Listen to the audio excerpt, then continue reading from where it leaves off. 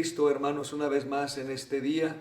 Me da mucho gusto poder tener la oportunidad de grabar un video más de la enseñanza de la palabra del Señor. Y así como le hemos titulado, acuérdense, así dice la palabra. Así es que pedimos, le sugerimos, ¿verdad? Que si usted no ha visto los videos pasados, los busque, los escuche, ¿verdad? Tome sus notas, aprendamos juntos de todo ello.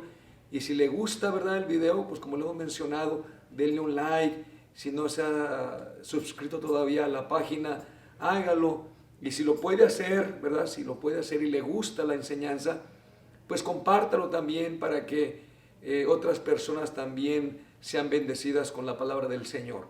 Y en esta tarde quiero tratar un tema que lo he enseñado en diferentes ocasiones, ¿verdad? De hecho, en una ocasión aquí en la iglesia local lo prediqué, obviamente a manera de predicación, pero siempre que uno lee la palabra del Señor, ¿verdad?, aunque sean temas que ya uno ya ha estudiado, que uno ya ha enseñado, siempre Dios le enseña algo más a uno. Y en este día yo quiero titularle a la enseñanza el lavamiento de los pies, una práctica literal o espiritual. Una vez más, el lavamiento de los pies, una práctica literal o espiritual.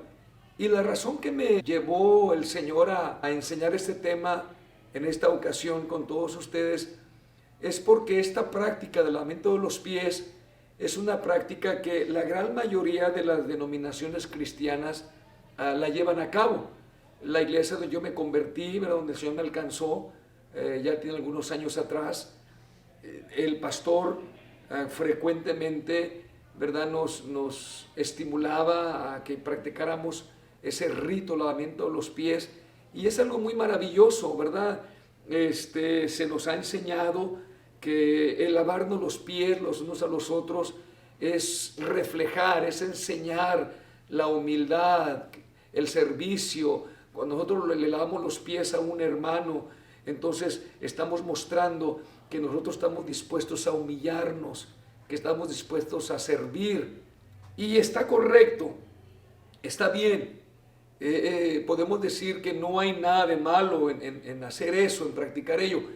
Pero en esta tarde, a través del estudio de la palabra, nos vamos a dar cuenta que hay algo más que simplemente, ¿verdad?, un rito literal, físico, sino que atrás de la enseñanza del lavamiento de los pies hay un significado espiritual. Y para eso vamos a la Escritura y vamos a hacer un análisis de ella. Los voy a invitar a que abran sus Biblias en el Evangelio según San Juan, en el capítulo 13. Ahorita solamente vamos a leer la Escritura y después vamos a ir tocando algunos versos que son claves para poderle dar la interpretación correcta a esta enseñanza. Vamos a ver del verso 1 al versículo 10 y dice así la palabra del Señor. Antes de la fiesta de la Pascua, sabiendo Jesús que su hora había llegado para que pasase de este mundo al Padre, como había amado a los suyos que estaban en el mundo, los amó hasta el fin. Y cuando cenaban, como el diablo ya había puesto en el corazón de Judas Iscariote, hijo de Simón, que le entregase, sabiendo Jesús que el Padre le había dado todas las cosas en las manos y que había salido de Dios y a Dios iba, se levantó de la cena y se quitó su manto y tomando una toalla se la ciñó.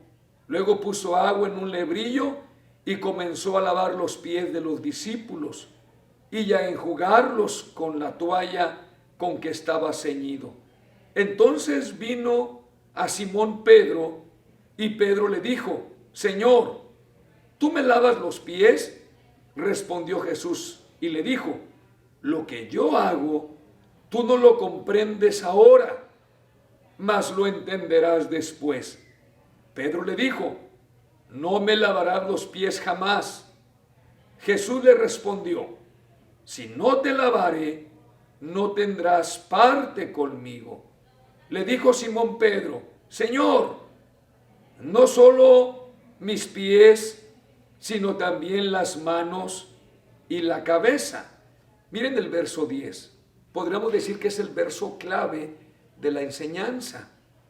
Dice así: Jesús le dijo, el que está lavado no necesita sino lavarse los pies, pues está todo limpio, y vosotros limpios estáis, aunque no todos.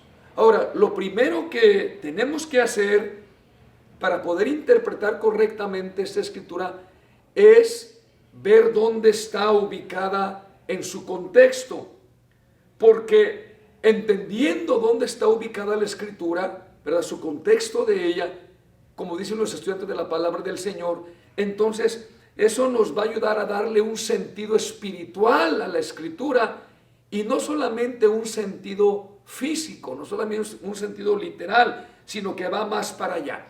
Cuando estudia uno la palabra del Señor, nos damos cuenta que el capítulo 13, capítulo 14, capítulo 15 y capítulo 16 del Evangelio según San Juan es un sermón. Esos capítulos se estudian juntos. Sí, es un solo sermón que Jesús está predicando ahí y que se le conoce como el sermón del aposento alto. Dicho sea de paso, ¿verdad? Hay 3 sermones principales que Jesús predicó durante su ministerio terrenal, y los 3 son muy interesantes y los 3 son muy diferentes el uno del otro. Miren, el primer sermón que Jesús predicó es lo que nosotros conocemos como el Sermón del Monte. Eso lo encontramos nosotros en Mateo, capítulo 5, capítulo 6, capítulo 7. En unos de los próximos videos que vamos a estar grabando, vamos a explicar un poquito de ello. Ahorita no viene al caso explicarlo, ¿verdad? Pero en el futuro lo vamos a hacer. Y después, otro sermón que Jesús predicó se le conoce como el Sermón del Monte de los Olivos. Ese nosotros lo encontramos en ese mismo Evangelio de Mateo, pero en el capítulo 24 y capítulo 25. Y el tercer sermón es el que nos corresponde analizar un poquito en esta tarde, que no vamos a estudiarlo obviamente todo, solamente la primera parte del sermón, que repito que lo encontramos del capítulo 13 al capítulo 16 y que se conoce como el sermón del aposento alto. Ahora, es muy importante para poder interpretar esta escritura, tenemos que saber y entender que hay 4 evangelistas, ¿verdad? Y que cada uno de ellos escribió el evangelio según sus propias peculiaridades, que lo hacía diferente de los otros evangelios. ¿Sí? Miren, por ejemplo, ¿verdad? Aunque los evangelios Mateo, Marcos y Lucas pareciera como si son exactamente igual, sin embargo, cuando uno los lee detenidamente, se va a dar uno cuenta que Mateo, Marcos y Lucas son diferentes aún entre ellos. ¿Por qué? Porque cada evangelio cumple un propósito distinto. Entonces, miren, lo voy a explicar rápido, yo no voy a meter tan a fondo. Quizás en alguna ocasión lo podamos hacer, no nos dará el tiempo de hacerlo ahorita, pero miren, por ejemplo, el evangelio de Mateo fue escrito para los judíos, ¿sí? Y tiene sus características muy peculiares. No vamos a entrar en tanto detalle en ello, pero Mateo, de los 4 evangelios, es el que más hace referencia al Antiguo Testamento. Usted va a oír que repetidamente el evangelista menciona para que se cumpliese lo dicho por el profeta, o como dijo el profeta, o esto fue lo dicho por el profeta, porque realmente los que conocían los profetas, el Antiguo Testamento, eran los judíos. Entonces Mateo escribe su evangelio, ¿sí?, con el propósito de cautivar el corazón y la mente del pueblo judío, para enseñarles a ellos que quien andaba caminando con ellos en el ministerio terrenal de Jesús no era otro sino el Mesías prometido, el Cristo, el que venía a cumplir las promesas del Antiguo Testamento. Ahora, si estudiamos nosotros el Evangelio según San Marcos, nos vamos a dar cuenta que Marcos no le escribe a los judíos, Marcos le escribe a los romanos. existen muchas características peculiares de ese evangelio que lo diferencian de los otros evangelios. Por ejemplo, Romanos, a ellos no les interesaba mucho la genealogía de la persona, de dónde viniera la persona, ¿verdad? Quiénes eran sus familiares, sus hijos.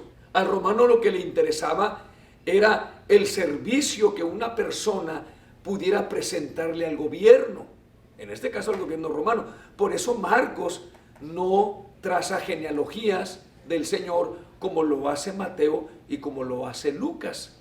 Entonces, Marcos trata de presentar a Jesús como el hombre que no vino a ser servido, sino que vino a servir y a dar su vida en rescate por los demás. Por eso ese texto que acabo de recitar yo lo encontramos precisamente en el Evangelio según San Marcos. Ahora, vamos con San Lucas. San Lucas también tiene sus propias peculiaridades, repito, que lo hace diferente de los demás evangelios. San Lucas no le escribe ni al romano ni le escribe al judío. Lucas le escribe al pueblo griego.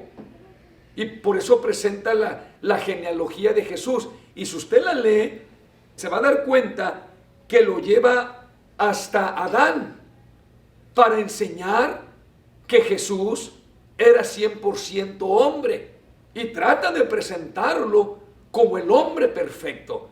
Por eso en las parábolas que menciona el Señor en el Evangelio según San Lucas, siempre comienzan, o por lo general, comienzan con la expresión, había un hombre, había un hombre, había un hombre, porque está presentando, ¿verdad?, la idea de que Jesús era un hombre perfecto, ¿sí? Ahora, el Evangelio según San Juan es el más diferente de los demás.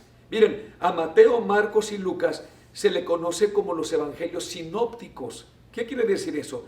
Quiere decir que ellos trazan un paralelo de la vida del Señor, ¿sí? Son muy semejantes, pero repito, pero tienen sus propias peculiaridades. El evangelio que es completamente distinto es el evangelio según San Juan, porque el evangelio según San Juan no le escribe al pueblo gentil, no le está escribiendo al pueblo judío. El evangelio según San Juan está escrito directamente para la iglesia. Y el propósito de San Juan es presentar a Jesús como el Hijo de Dios. Desde el primer versículo, en el principio era el Verbo, y el Verbo era con Dios, y el Verbo era Dios. Y luego ya más adelante dice, ¿verdad?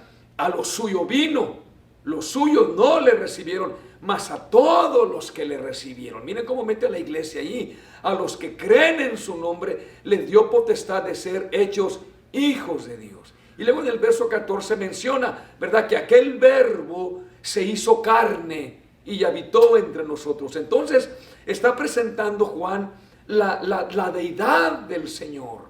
Trata de presentarlo como el Hijo de Dios, ¿sí? Entonces es muy diferente el Evangelio según San Juan. Entonces en el sermón del aposento alto, ahí es donde nosotros encontramos un grupo, un cuerpo, vamos a llamarle, iba a decir un grupo de enseñanza, pero vamos a llamarle un cuerpo de doctrina. Un cuerpo de doctrina, escuchen, que le pertenece exclusivamente a la iglesia. En otras palabras, en ese sermón, Jesús está entregándole doctrina a los discípulos como representantes de la iglesia. Aunque la iglesia no existía en ese tiempo todavía, porque Jesús todavía no había muerto, ¿verdad? Entonces, por ende, todavía no había resucitado, todavía no había descendido el Espíritu Santo. Pero Jesús se dirige a ellos como si la iglesia ya existiera.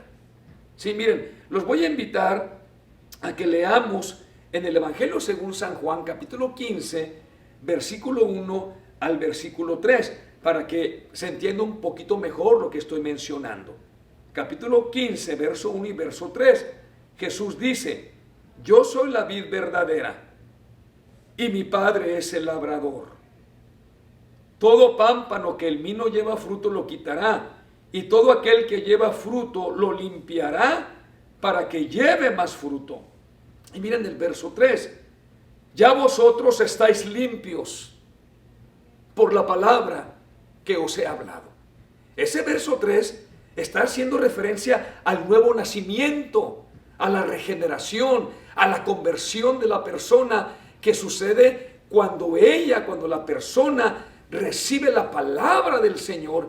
Entonces sucede una regeneración, una limpieza. Entonces Jesús está dirigiendo a ellos como gente ya regenerada, como gente que ya hubiese nacido de nuevo, aunque todavía no sucedía ello. Pero repito, pero le está entregando un cuerpo de doctrina que pertenece exclusivamente a la iglesia. Miren, lo que usted encuentra en San Juan capítulo 13, 14, 15, 16, usted no lo va a encontrar en Mateo, en Marcos o en Lucas, porque son enseñanzas exclusivamente para la iglesia.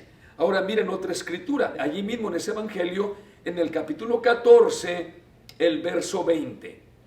Está hablando ya cuando nazca la iglesia, en el día de Pentecostés, miren. En aquel día, se está refiriendo al descenso del Espíritu Santo, se refiere a Hechos capítulo 2. En aquel día vosotros conoceréis que yo estoy en mi Padre, y vosotros en mí, y yo en vosotros, ¿se fijan? Entonces está hablando de cosas que solamente la iglesia experimenta, porque está hablando de la unión de nosotros con el Padre a través de nuestro Señor Jesucristo, a través de pertenecer a su cuerpo, a la iglesia. Por eso dice, vosotros en mí, o sea, nosotros en Él. ¿Dónde en Él? Dentro del cuerpo de Cristo, dentro de la iglesia. Dice, y Él en nosotros, a través del Espíritu que se iba a derramar en el día de Pentecostés. Entonces, es un cuerpo de doctrina que es exclusivamente para la iglesia. Ahora, vamos entrando a la enseñanza. Miren, vamos al Evangelio según San Juan otra vez, al capítulo 13, verso 1. Voy a leer hasta el verso 7 nada más, porque voy a explicar algo muy interesante de ahí. Acuérdense, estamos tratando de interpretar si el lavamiento de los pies, ¿verdad? A lo mejor usted en su iglesia lo practica, o a lo mejor usted algún día lo practicó, ¿verdad? Y se le enseñó solamente, exclusivamente, que representaba la humildad, el servicio. Vamos a ver que está bien, que eso es correcto. No decimos que no sea así. Pero atrás de ello, repito, hay una enseñanza espiritual. Hay algo más profundo que el Señor nos quiere enseñar a nosotros y que es muy importante para vivir la vida cristiana. Miren el capítulo 13, versículo número 1. Lo voy a leer una vez más. Vamos a ver hasta el verso 7. Antes de la fiesta de la Pascua, sabiendo Jesús que su hora había llegado para que pasase de este mundo al Padre, como había amado a los suyos que estaban en el mundo, los amó hasta el fin. Verso 2. Y cuando cenaban, como el diablo ya había puesto en el corazón de Judas Iscariote, hijo de Simón, que le entregase, sabiendo Jesús que el Padre le había dado todas las cosas en las manos y que había salido de Dios y a Dios iba, se levantó de la cena y se quitó su manto y tomando una toalla se la ciñó. Luego puso agua en un lebrillo y comenzó a lavar los pies de los discípulos y a enjugarlos con la toalla con que estaba ceñido. Entonces vino a Simón Pedro y Pedro le dijo, Señor, ¿tú me lavas los pies? Respondió Jesús y le dijo, mira lo que le dice el Señor, eso es muy importante, póngame atención, lo que yo hago, o sea, de lavar los pies, tú no lo comprendes ahora, mas lo entenderás después. O sea, no era el tiempo en que los discípulos entendieran el verdadero significado espiritual del lavamiento de los pies. Pero ellos lo iban a entender después. Más adelante vamos a ver, aunque ya lo acabo de mencionar anteriormente, pero vamos a ver un verso más adelante después, cuando se está refiriendo al ministerio del Espíritu Santo en el día de Pentecostés, que es el que revela, el que enseña. Si entonces los discípulos, era imposible que ellos pudieran entender las cosas espirituales, porque en ese momento ellos eran personas inconversas, eran personas no regeneradas, Ellos todavía no habían experimentado en su espíritu la regeneración, el nuevo nacimiento.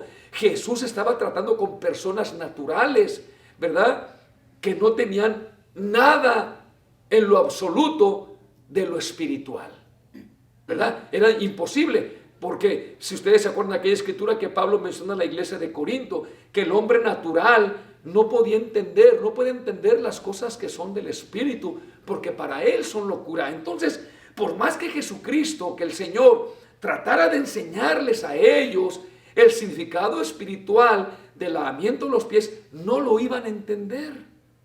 Lo entendieron después, obviamente. Ya después cuando vino el Espíritu Santo sobre ellos y comenzaron a ver todo el panorama del plan de redención que Jesucristo llevó a cabo, entonces, como decimos nosotros, les cayó el 20, ¿verdad? De lo que era el lavamiento de los pies. Miren el verso 8. Miren el verso 8.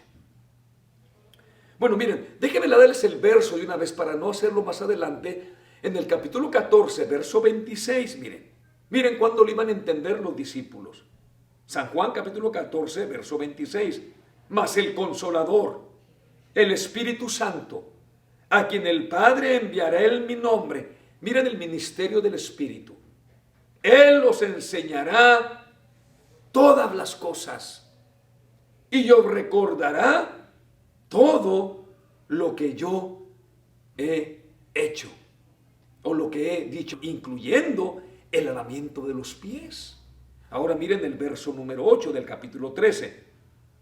Pedro le dijo: no me lavarás los pies jamás. ¿Por qué Pedro se opuso a que Jesús le lavara los pies? ¿Por qué Pedro no quería que Jesús hiciera eso?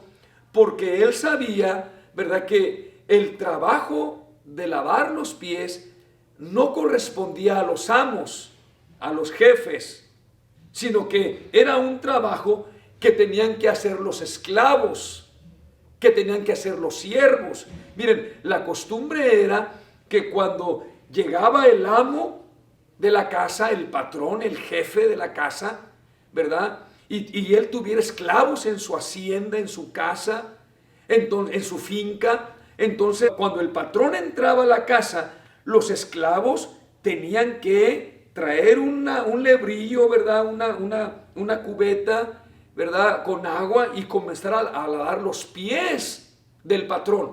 Por eso cuando él vio que Jesús se inclinó para lavar los pies de Pedro, Pedro dijo: no, espérate, Señor, no, yo no voy a permitir que tú me laves los pies a mí, porque yo soy esclavo, porque yo soy tu siervo, tú eres el Señor, tú eres el Maestro. Pero miren en el verso 8, sigue diciendo: Jesús le respondió: si no te lavare, no tendrás parte conmigo. Literalmente, esa expresión parte conmigo, y más adelante la vamos a tratar, quiere decir no tendrás comunión conmigo. Noten que Jesús no habla de la salvación de Pedro aquí, sino que está hablando de la comunión con Pedro. Ahora sí miren el verso 9. Le dijo Simón Pedro: Señor, no solo mis pies, sino también las manos y la cabeza. ¿Saben por qué Pedro dijo esto? Porque Pedro se puso a pensar: bueno, si el lavarme los pies me permite tener comunión contigo, me permite tener parte contigo, entonces no quiero pensar, ¿verdad? En su mente Pedro está figurando eso. No quiero pensar si tú me lavas la cabeza, si me lavas los pies, si me lavas las manos. Entonces, si los pies me permiten tener comunión contigo, entonces le añadimos las manos y la cabeza. Entonces la comunión contigo pues va a ser más estrecha, va a ser más cercana. Entonces Jesús le dice en el verso 10, miren,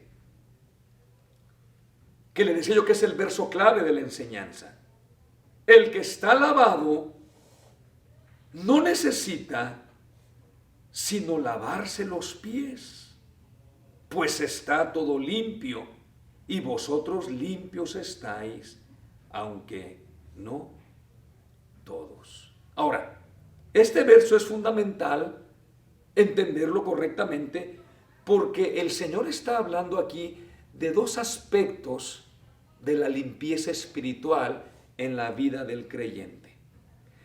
Me llama la atención, ¿verdad?, que en el español nosotros lo leemos con la misma palabra. En la versión que nosotros usamos regularmente dice, el que está lavado no necesita sino lavarse los pies.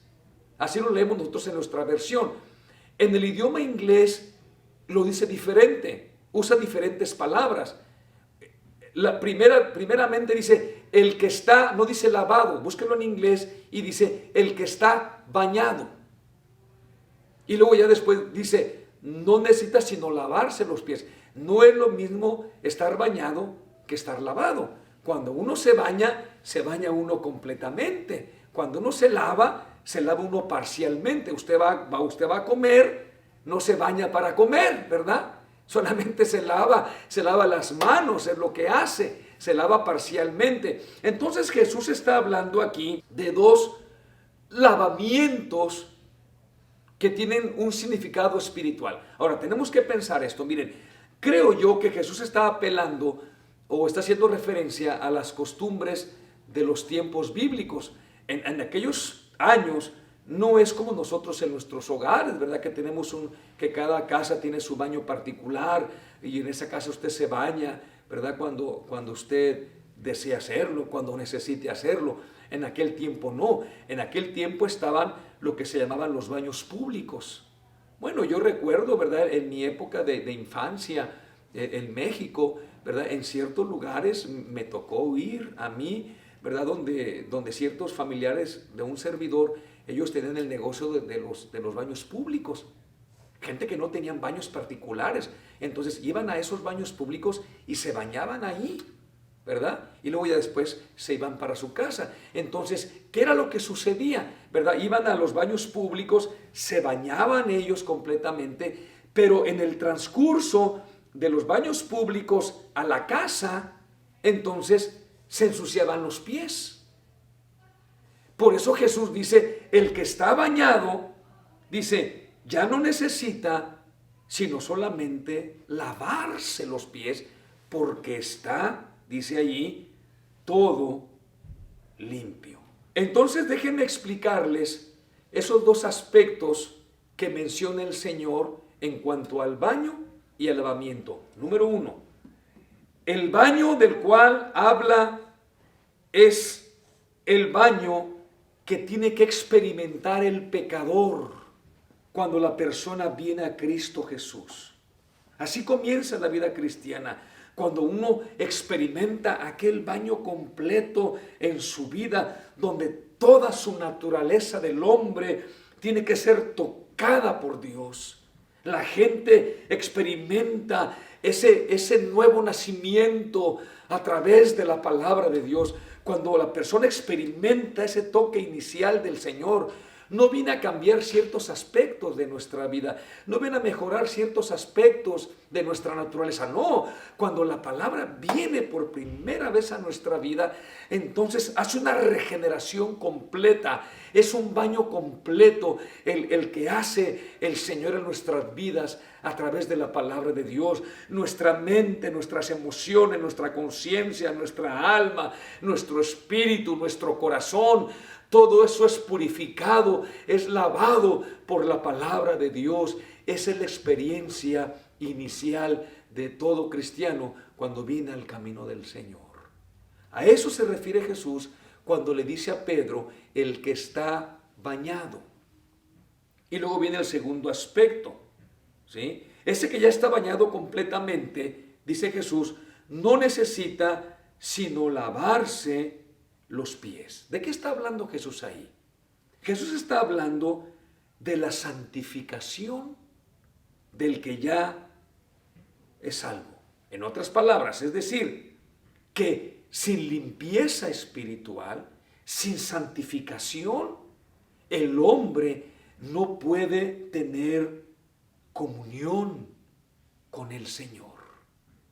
En otras palabras, ese lavamiento parcial está hablando de nuestra vida de consagración en nuestra vida diaria, ¿sí?, con el Señor. Miren, lo que sucede en nuestras vidas, es que el Señor nos alcanzó, nos lavó completamente, nos purificó, nos regeneró, nos dio el nuevo nacimiento en nosotros. Nos bautizamos, ¿verdad?, en el nombre precioso de Jesucristo, y nos perdonó todos nuestros pecados, y pasamos de una muerte a una vida espiritual. Pero ¿qué sucede en nuestras vidas como cristianos? ¿Verdad que en nuestro caminar, ¿sí?, como hijos de Dios, en nuestro caminar como cristianos, entonces nuestros pies se ensucian con el polvo del pecado, con el polvo de las cosas del mundo? Comenzamos a contaminarnos nosotros, ¿sí? Entonces ya nuestro caminar, entonces ya no es limpio, ya no es puro. Ciertamente ya nacimos de nuevo, ya nuestra alma, nuestro espíritu fueron regenerados, tuvieron esa experiencia maravillosa con el Señor. Pero en nuestro caminar con Cristo, en nuestros descuidos espirituales, entonces tenemos la tendencia a comenzar a contaminarnos nuestros pies, ¿verdad, hermanos? Con las cosas de este mundo, con la tentación, lo vimos en el video pasado, de ceder a las tentaciones, de ceder a lo que el enemigo nos insinúa a nosotros. Entonces nuestros pies se ensucian. Ahora, ¿qué tenemos que hacer? Ya no podemos nacer una vez más, ya no podemos ser regenerados una vez más, porque esa es una experiencia única que tiene el cristiano en su comienzo de su relación con Dios. Entonces, ¿qué es lo que tenemos que hacer nosotros? Lo que tenemos que hacer es purificarnos nosotros a través de la sangre del Señor Jesucristo. En otras palabras, lo resumimos de esta manera: el lavamiento de los pies no es otra cosa, sino que cuando nosotros pecamos, nos ensuciamos con el pecado, con las cosas del mundo, con las cosas del enemigo, tenemos que venir nosotros a la presencia del Señor, confesarle nuestros pecados y dejar que su sangre preciosa nos limpie, nos purifique nuestro caminar, nuestro andar con Él. Y les voy a enseñar una escritura que es muy interesante, ¿verdad?, que menciona el mismo escritor San Juan, pero ya cuando escribe su primera epístola, como que allá él ya traía la revelación, el significado espiritual del lavamiento de los pies. Miren, vamos a leerla, muy interesante. Ya andamos rumbo al final. Primera de San Juan, capítulo 1, versículo número 6 y versículo número 7. Dice así: si decimos que tenemos comunión con Él y andamos en tinieblas, mentimos y no practicamos la verdad. Ahora miren el verso 7, muy interesante.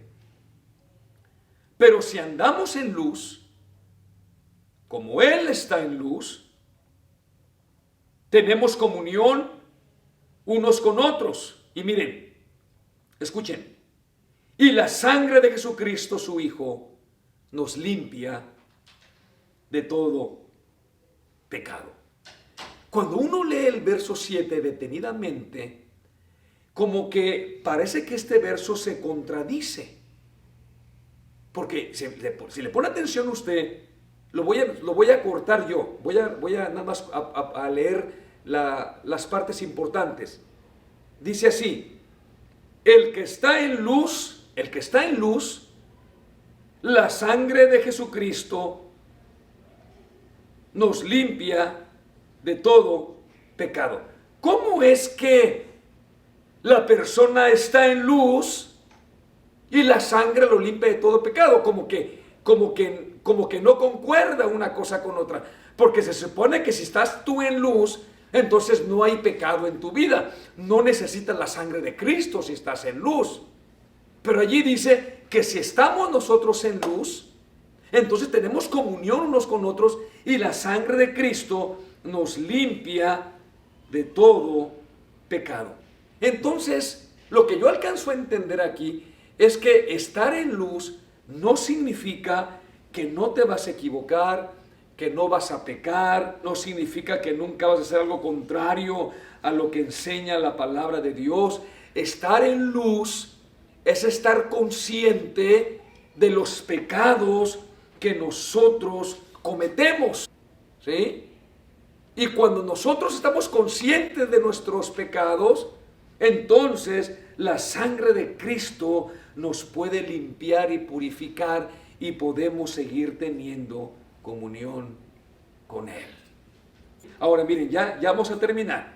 Voy a leer estos versos que para mí es algo nuevo que el Señor me reveló mientras estaba estudiando esta escritura. Miren el capítulo 13, versículo número 12. Miren, vamos a leerlo. Vamos a leer hasta el verso número 19, porque alguien pudiera preguntar, hermano, pero es que allí dice, del verso 12 al verso 19, allí dice claramente, ¿verdad? Donde Jesús está mandando a lavarnos nuestros pies y da a entender que eso es humildad, que eso es servicio. Déjenme compartirles algo que está maravilloso de esa palabra. Miren, vamos a leerlo. Verso 12. Así que después que les hubo lavado los pies, tomó su manto, volvió a la mesa y les dijo, ¿sabéis lo que os he hecho? Vosotros me llamáis maestro, Señor, y decís bien, porque lo soy. Verso 14. Pues si yo el Señor y maestro, he lavado vuestros pies, vosotros también debéis lavaros los pies los unos a los otros. Alguien puede decir, a ver, hermano, ahí está, Jesús está mandando el lavarnos los pies. Y digo yo, está bien, sí, hermanos, es correcto, debemos practicar el lavamiento de los pies, está bien, pero lo que yo digo es que hay un significado espiritual atrás de ello. No solamente es la humildad, no solamente es el servicio, Jesús nos quiere dar una revelación en todo ello. Miren el verso número 15. Porque ejemplo os he dado, para que como yo os he hecho, vosotros también hagáis. De cierto os digo, el siervo no es mayor que su señor, ni el enviado es mayor que el que le envió. Eso es muy importante.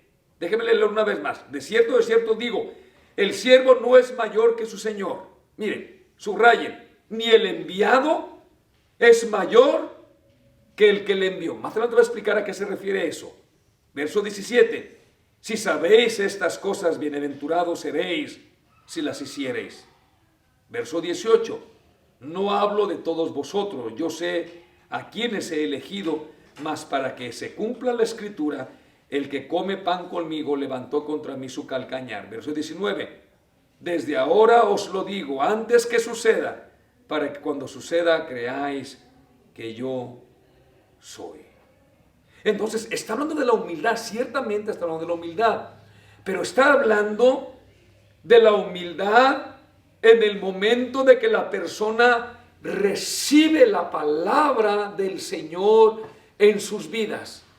Porque una persona que no es humilde, una persona soberbia, una persona altiva, entonces es una persona incrédula a la palabra del Señor. Una persona, ¿verdad?, que se cree demasiado sabia, como dice el apóstol Pablo, entonces para él las cosas del Señor, el evangelio de Cristo, para él, ¿verdad?, son locura, ¿sí? No es correcto en su mente de una persona sabia que alguien que murió en la cruz del Calvario, que derramó su sangre, dice Pablo, pueda darle a esa persona vida eterna. Por eso para él es locura. Pero Pablo dice, para lo que la gente es locura, para nosotros los que hemos creído, el Calvario, el Evangelio de Cristo, es poder de Dios para salvación. Entonces el verso 20 lo voy a leer y le voy a dar esta interpretación que creo yo que es la correcta. Y voy terminando aquí. Miren lo que dice. De cierto os digo, porque el pensamiento sigue desde el verso 1 que leímos, que habla del lavamiento de los pies, sigue todavía en el verso 20, no ha cambiado el tema. De cierto os digo, escuchen, el que recibe al que yo enviare, me recibe a mí, dice Jesús, y el que me recibe a mí, recibe al que me envió. Lo explico así lo voy a parafrasear. Entonces, está hablando de el que recibe la palabra que le predica un evangelista, un predicador, que Jesús lo ha enviado. Entonces es como si recibiera a Jesús mismo. Y esa persona que recibe a Cristo, cuando se le predique el evangelio, entonces es una persona humilde, ¿sí? Porque, repito, se necesita ser humilde para poder renunciar a nuestra vida propia. Se necesita ser humilde para renunciar a nuestro propio yo, a nuestro propio gobierno y aceptar el gobierno de nuestro Señor Jesucristo. La persona tiene que ser una persona humilde. Entonces, una persona humilde es el que se ha dejado lavar los pies por Jesús y ya ha lavado los pies por los demás, pero en un sentido espiritual. Yo mostré humildad cuando alguien vino y me predicó el evangelio y recibí el evangelio y decidí negarme a mi vida personal y acepté, ¿verdad?, el gobierno del Señor. Entonces estoy mostrando humildad. Y el significado del lavamiento de los pies es la sangre de Cristo que nos limpia, que nos purifica, que nos lava, que la necesitamos nosotros constantemente en nuestras vidas. Miren, en nuestro caminar cristiano, hermanos, nosotros necesitamos cuando sintamos que la conciencia nos redarguye y que veamos, que seamos conscientes de nuestros pecados, de que le hemos fallado a Dios. Es el momento, es el instante que tenemos que dejarnos lavar los pies de Jesús a través de su sangre preciosa que nos limpia y nos purifica para que sigamos teniendo comunión con el Señor. Así es que este es el significado espiritual del lavamiento de los pies. Va más allá que simplemente mostrar humildad, ¿verdad? Yo pudiera mostrarles humildad a ustedes al lavarles sus pies, pero la verdadera humildad está cuando acepta uno el gobierno de Dios, cuando reconocemos nuestras faltas, cuando dejamos que el Señor nos limpie, nos purifique de nuestros pecados a través de la sangre que Él derramó en la cruz del Calvario. Bueno, terminamos aquí, ¿verdad? Esperamos que este video, esta enseñanza pueda ser de bendición para sus vidas. No olvide, si hay alguna pregunta, algún comentario, déjelo allí. Nosotros en la brevedad posible lo podemos responder. Y no olviden, ¿verdad?, compartir, darle un like al video si le gustó, ver los videos pasados y sobre todo, nunca olvidarse que así dice la palabra. Dios los bendiga.